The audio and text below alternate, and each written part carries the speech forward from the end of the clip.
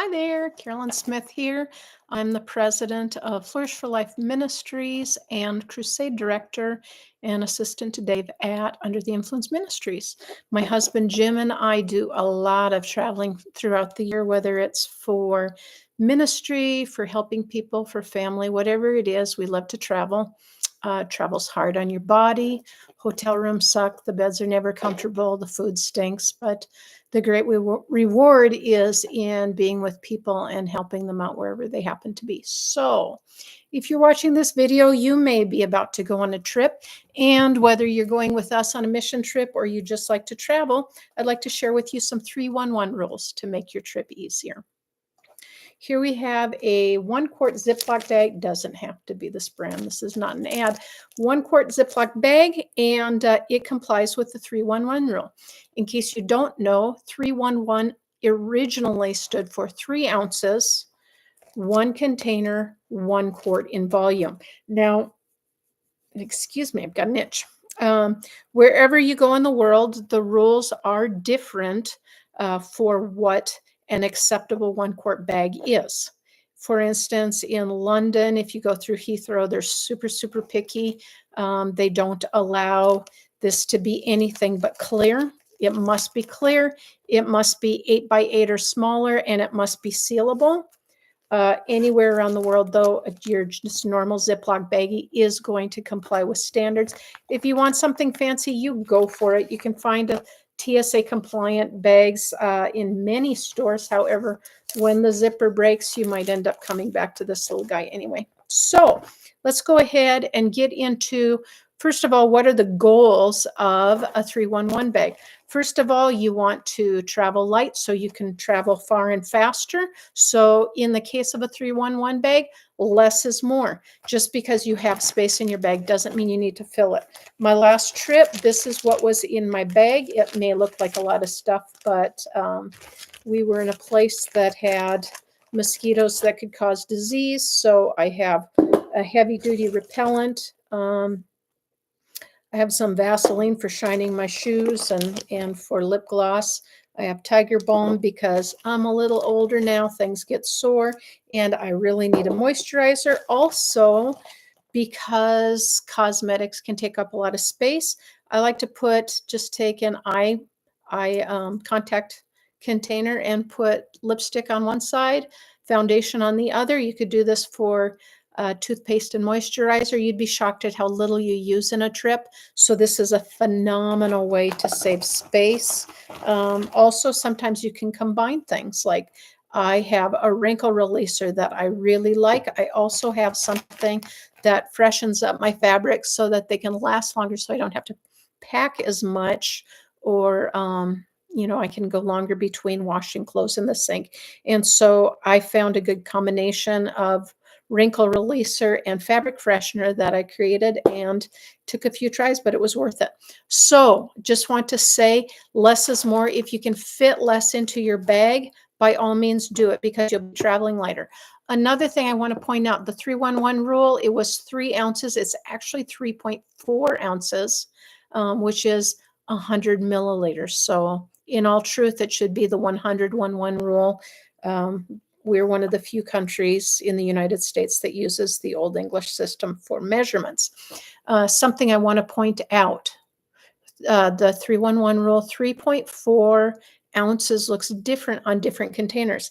I have 2, I'm sure you can see them. I have 2 toothpastes from the same company that look like they're roughly the same size. However, one of them is 3.4 ounces exactly, and one of them is 4 ounces. You can't really tell the difference, but TSA knows, and they're going to stop you if you bring the wrong size and they notice it. I just, on a recent trip, I had someone ask, hey, can I bring this 4-ounce bottle of something, a personal care item? And I said, no, the 311 rule is 3.4 or less. He purchased the item anyway. He brought it along. It was confiscated before his trip even began. I felt so bad for him. So the reason I'm telling you this is because I want your trip to go smoothly.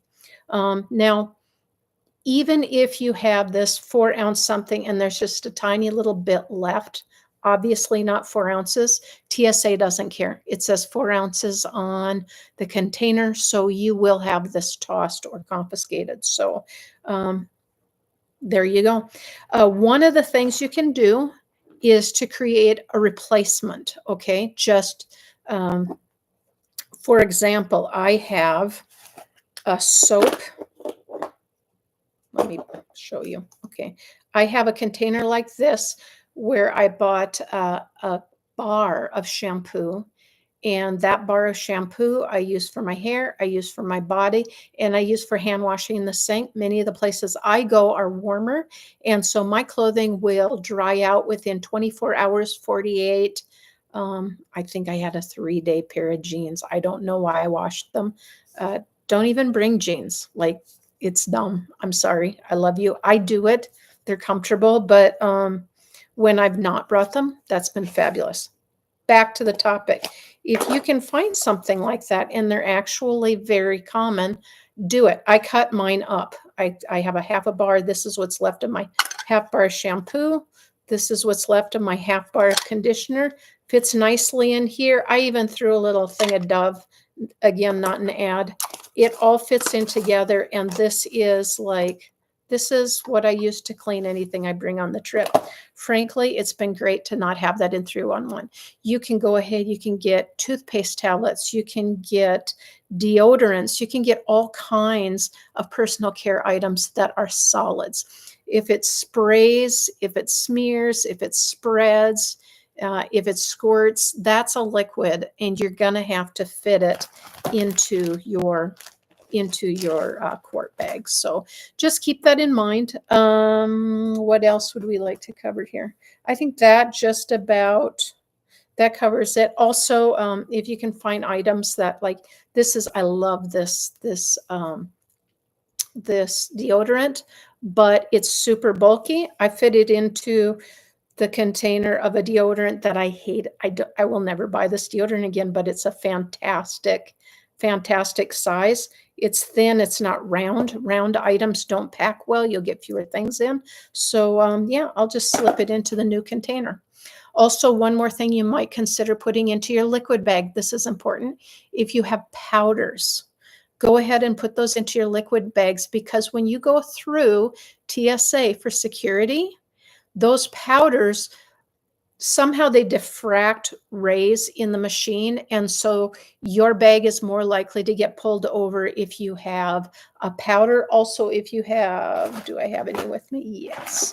If you have wipes. Wipes are another reason you get pulled. I got pulled over 4 times in a row within a short period of time. And finally, I just asked the agent, what's up with this? And they said, well, even though it's technically not a liquid, because your wipes are absorbing the liquid, because it can squeeze out, they often get pulled over. So just think about what makes your TSA agent happier, what makes their day better, and go with that. Also, if you are traveling with medicines, they do not have to fit in your 3-1-1 bag. That is an exception to the rule. I would still keep them together if I were you. Make sure that they are in clearly marked containers. The original containers are best, because in some countries they will throw away your even very expensive medicine if they're not in the original container with your name on it, or if you're a parent with a child, that child's name on it. Make sure that they're up to date. If your doctor's prescribed an over-the-counter medicine, ask your doctor in advance to have you printed out a label that you can place on that medicine so you can go through screening, because in some countries and some airports that will be thrown away. Also, another thing that will get confiscated, some countries have medicines that are not like things that are over the counter here may be illegal in other countries. For instance, there are antihistamines here in America we use in the United States are illegal in Mexico. So you need a prescription, or just leave them at home. Leave them at home. I don't even know if you can, maybe you can bring a prescription on that. Not sure. But leave it at home if you can, because you just don't want to hold up the line for that. You don't want to have your money thrown away because you brought something that you can't bring into the country. Okay, one last thing about packing. You want to be able to fit as much into your bag as possible before culling things. First of all, try to live out of your 311 bag for a week. And if you find there are things you don't use, probably don't need to bring them on the trip. Just to let you know, leave them. Don't go by what if I need, go by what do I truly need. Chances are good that if you do need something, there's probably a store nearby. There's probably a store nearby and you can purchase a new one. If there's not a store nearby to purchase a new one, go ahead and ask yourself, is there a reason I need something that these folks here are getting along just fine without? Just saying.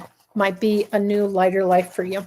So one more thing, and my visual aid for this, not so great, but obviously I'm not a big makeup person. People who carry makeup, you need to know this. If you're going to save space on your trip, which is a huge big deal, make sure that you're packing smart, okay? Pretend these wonderful office supplies are makeup items. Your pencils, your brushes, that kind of thing. Go ahead and line them up, stack them on the bottom. Then put your bulky items on top, and then you can also slip things on the side from there. This is the way that you get the most things in the smallest space possible. This can save you fees on check bags, on carry-ons, on underseat items, and it can also fit more things into your 311 if you just have a big beauty routine that requires a lot of stuff. So that's it for now. If you liked this video, please give me a thumbs up so I know to make more. Also, if you have questions, leave them in the comments below. I'll go ahead and give you a few links for some solid alternatives to your liquid supplies. God bless you, and I'll talk to you soon.